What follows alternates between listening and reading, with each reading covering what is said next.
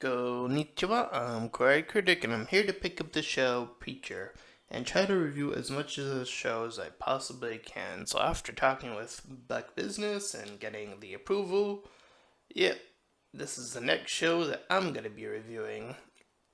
And this is going to be Season 2, Episode 1, On the Road.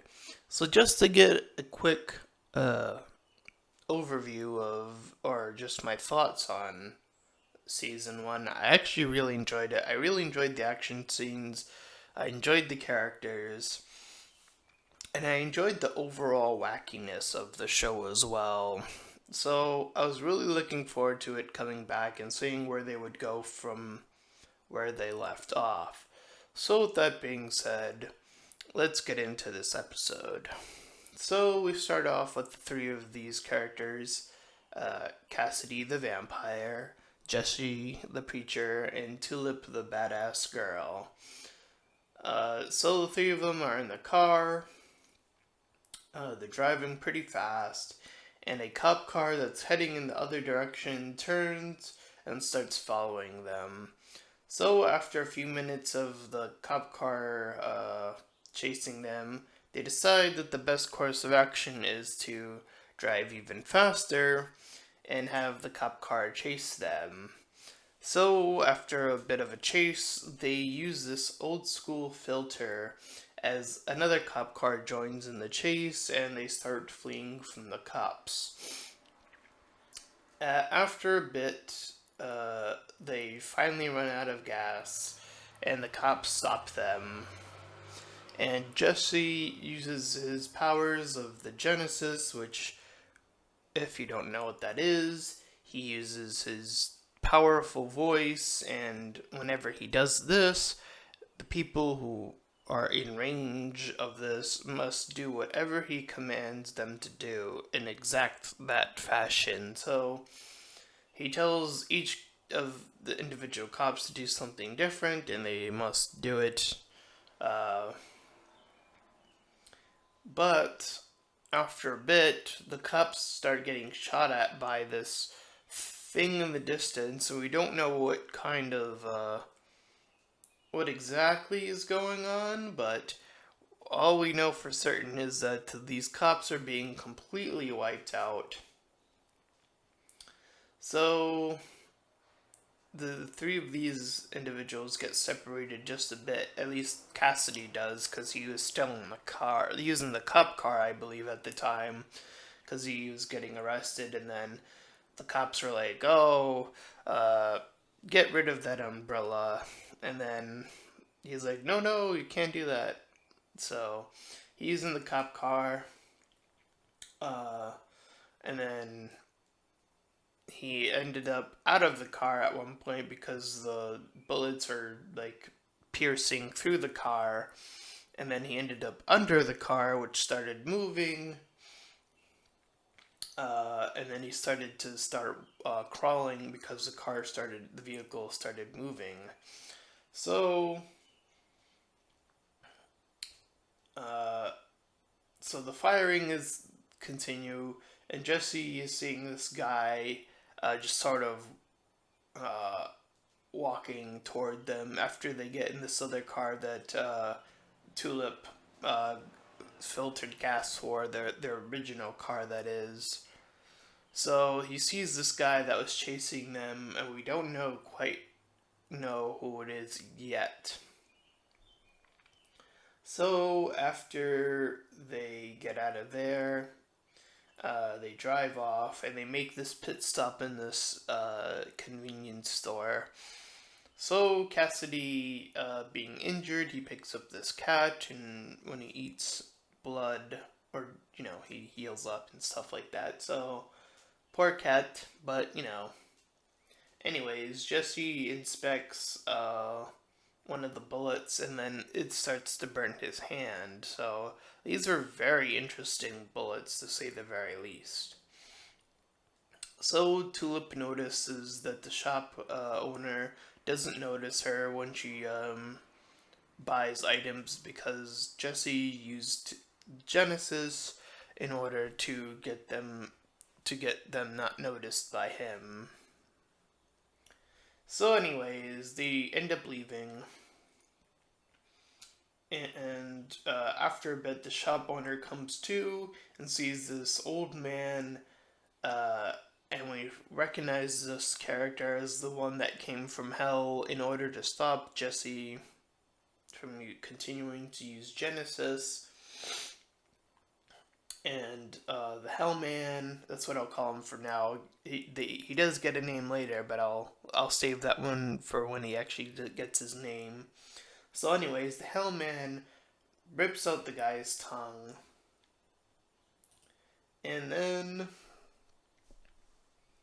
uh, I believe after that, uh, Cassidy's sort of looking at Tulip, sort of still interested, I guess, slightly in her, even though Jesse and her are a thing now.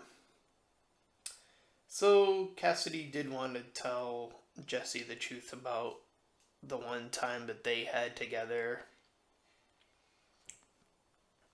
So, anyways, the three of them stop toward this house where there's this other preacher, and they see this girl, Ashley, in a cell, and Tulip is the only one who's concerned about this. Uh, so, Jesse and this other preacher talk about how God is missing. So, they end up in this guest room. So, Jesse, Cassidy, and Tulip end up sleeping all in this one bed, as you can see right here. But Jesse does wake up late at night, and the other preacher joins him. And Jesse talks to the other preacher about Genesis, and he shows him how it does work. So then he starts to talk about his father and how these people who were after him and how this was his calling or slash destiny. They don't use the word destiny, but that's what I figured it was. Anyway, the older preacher gives this card talking about this lady Tammy who supposedly saw God at some point. So after they get this info, the three of them gather up and they drive off. So the old man preacher takes out this knife, and then we are introduced properly to the saint killer, who's asking over and over again where Jesse is, and the older preacher keeps lying. The saint killer can supposedly also make this preacher tell him where Jesse truly is, but instead the old man kills himself before the saint killer can make him speak. So Jesse and the crew visit the strip club, and Tulip sees that this report about this old town blowing up, but before she can get more info, Jesse pulls her into this conversation with Tammy, while Cassidy tries to get other info from some of the strippers. So, Jesse and Tulip go back to back talking about how Jesse wants to use Genesis on Tammy, and how Tulip says it's unfair, it's kind of lazy, and they should only use it, or he should only use it if that's the final resort. So the lady's like calling like for help, and she's not getting it. So at some point we see in the videotape, this little videotape, Cassidy's getting into trouble with one of the bouncers of the club.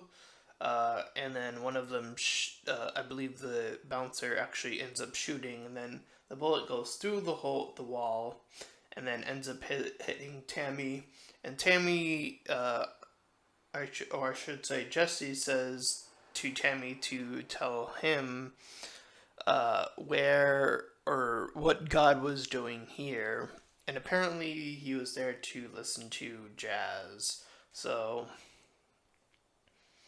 and she warns him that seeing God, if that ever will be the case, will make him poop his pants. So, while that's going on, Cassidy sees this TV ad. It's a really quick scene. We don't really know what that's all about quite yet. At least I don't know. Uh, so, anyways, Jesse heads out and he sees this, and it's late again, so none of the other two are out. And he sees this strange man walking toward him. Jesse says to stop, only to see that this man is not affected, and we end up saying that it is in fact the Saint Killer himself, so we can infer that the Saint Killer is not infected by Jesse's power called Genesis, and that is essentially how this episode ends, and Jesse's all like, oh boy. So things are looking pretty interesting. The journey to find God is where the show was saying it was going to pick up, and that is exactly where we are right now. This episode, unlike the first season opener, didn't really have a lot of actual action. It was more like fleeing, at least attempting to flee from action, which I suppose still kind of works. It's a bit different, so I suppose that works out. There were a lot more fighting scenes in the first opener, so I wouldn't be surprised if at some point that comes back in some shape or form. The comedy here at work is more awkward stuff because of the relationship these three have.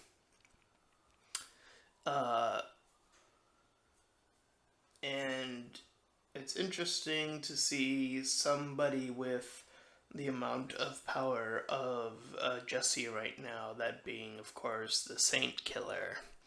So, we shall see how that will play out. There is a bit of a weird thing that happens with that, and that being how the Saint Killer found them the third time, and that he was looking for other people to tell him where Jesse was, but then he ended up finding him on his own. So was it unnecessary? Was it even necessary for him to ask the others? Could he have just found them on his own?